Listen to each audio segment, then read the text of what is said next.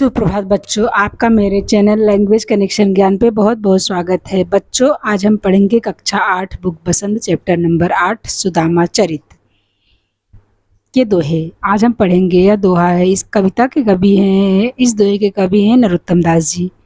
फिर चलो हम बच्चों इस दोहे को पढ़ते हैं।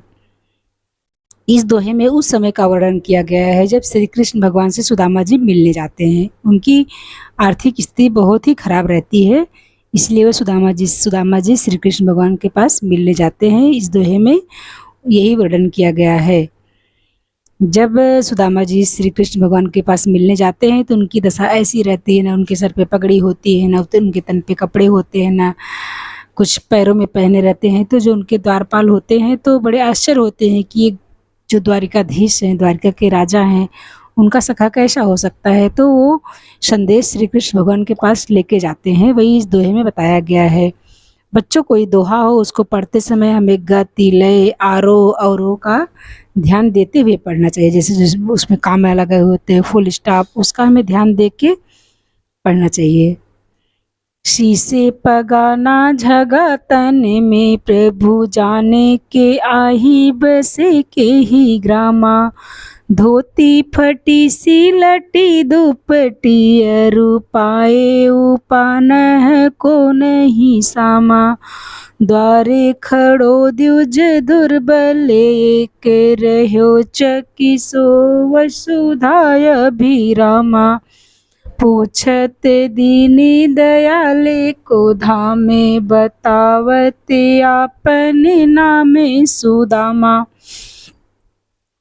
शीश मीन्स क्या होता है? सिर।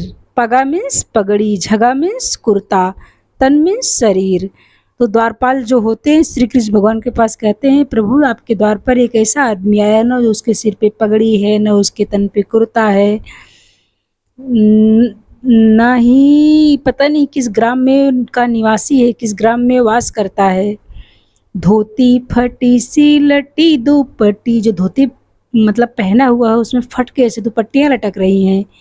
पाए उपाना है कि नहीं सामा। पाए मतलब पैर, उपाना मतलब होता है जूता। उनके पैरों में जूता पहनने की भी सामर्थ्य नहीं है।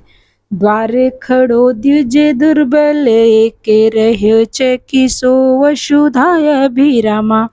द्वार मतलब होता है आपके द्वार पर। द्विज मतलब होता है ब्राह्मण। दुर्बल होता है बहुत गरीब मतलब बहुत कमज़ोर। वसुधा मतलब होता है पृथ्वी। तो द्वार पर एक बहुत गरीब, एक पतला दुबला ब्राह्मण खड़ा हुआ है।